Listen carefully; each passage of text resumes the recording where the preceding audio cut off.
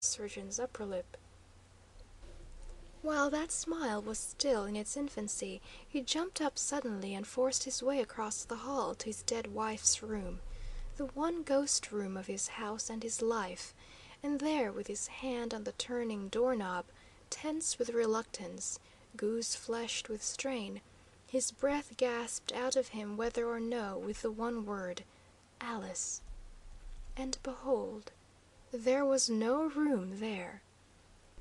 Lurching back from the threshold as from the brink of an elevator well, the senior surgeon found himself staring foolishly into a most sumptuous linen closet, tiered like an Aztec cliff, with home after home for pleasant prosy blankets and gaily fringed towels, and cheerful white sheets reeking most conscientiously of cedar and lavender. Tiptoeing cautiously into the mystery, he sensed at one astonished, grateful glance how the change of a partition, the readjustment of a proportion, had purged like a draught of fresh air the stale gloom of an ill-favoured memory. Yet so inevitable did it suddenly seem for a linen closet to be built right there, so inevitable did it suddenly seem for the child's meagre playroom to be enlarged just there, that to save his soul he could not estimate whether the happy plan had originated in a purely practical brain or a purely compassionate heart. Half proud of the brain, half touched by the heart, he passed on exploringly through the new playroom out into the hall again. Quite distinctly now, through the aperture of the back stairs, the kitchen voices came wafting up to him. "Oh dear, oh dear!" wailed his little girl's peevish voice. "Now that man's come back again. I suppose we'll have to eat in the dining room all the time." "That man happens to be your darling father," admonished the white linen nurse's laughing voice. "Even so," wailed the little girl, "I love you best." "Even so," laughed the white linen nurse, "I love you best." "Just the same," cried the little girl shrilly, "just the same, let's put the cream pitcher way up high somewhere so he can't step in it." As though from a head tilted suddenly backward, the white linen nurse's laugh rang out in joyous abandon. Impulsively the senior surgeon started to grin. Then equally impulsively the grin soured on his lips. So they thought he was clumsy, eh? Resentfully he stared down at his hands, those wonderfully dexterous, yes, ambidextrous hands that were the aching envy of all his colleagues. Interruptingly as he stared, the voice of the young wall-paper man rose buoyantly from the lower hallway. "Supper's all ready, sir," called the cordial voice.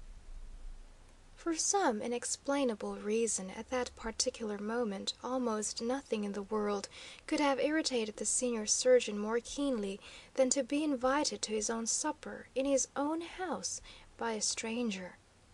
Fuming with a new sense of injury and injustice, he started heavily down the stairs to the dining room. Standing patiently behind the senior surgeon's chair with a laudable desire to assist his carving in any possible emergency that might occur, the white linen nurse experienced her first direct marital rebuff. "What do you think this is, an autopsy?" demanded the senior surgeon tartly. "For heaven's sake, sit down." Quite meekly the white linen nurse subsided into her place. The meal that ensued could hardly have been called a success, though the room was entrancing, the cloth snow white, the silver radiant, the guinea chicken beyond reproach. Swept and garnished to an alarming degree, the young wallpaper man presided over the gravy and did his uttermost innocent country best to make the senior surgeon feel perfectly at home. Conscientiously, as in the presence of a distinguished stranger, the little crippled girl most palpably from time to time repressed her insatiable desire to build a towering pyramid out of all the salt and pepper shakers she could reach. Once, when the young wallpaper man forgot himself to the extent of putting his knife in his mouth, the white linen nurse jarred the whole table with the violence of her warning kick. Once, when the little crippled girl piped out impulsively, "Say, Peach, what was the name of that bantam your father used to fight against the minister's bantam?" the white linen nurse choked piteously over her food. Twice someone spoke about this year's weather. Twice someone volunteered an illuminating remark about last year's weather. Except for these four diversions, restraint indescribable hung like a horrid pall over the feast. Next to feeling unwelcome in your friend's house, nothing certainly is more wretchedly disconcerting than to feel unwelcome in your own house. Grimly the senior surgeon longed to grab up all the knives within reach and ram them successively into his own mouth, just to prove to the young wallpaper man what a devil of a good fellow he was himself. Grimly the senior surgeon longed to tell the white linen nurse about the pet bantam of his own boyhood days, that he bet $1 could lick any bantam her father ever dreamed of owning.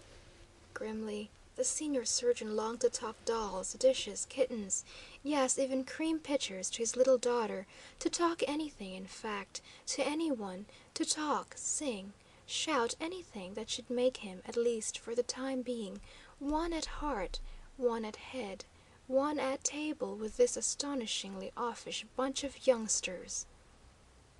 But grimly, instead, out of his frazzled nerves, out of his innate spiritual bashfulness, he merely roared forth, "Where are the potatoes?" "Potatoes?" gasped the white linen nurse.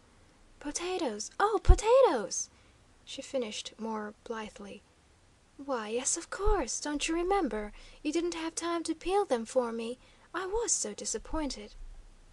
"You were so disappointed?" snapped the senior surgeon. "You? You?" Janglingly, the little crippled girl knelt right up in her chair and shook her tiny fist right in her father's face. "Now, Lindicott Paper," she screamed, "don't you start in sassing my darling little Peach."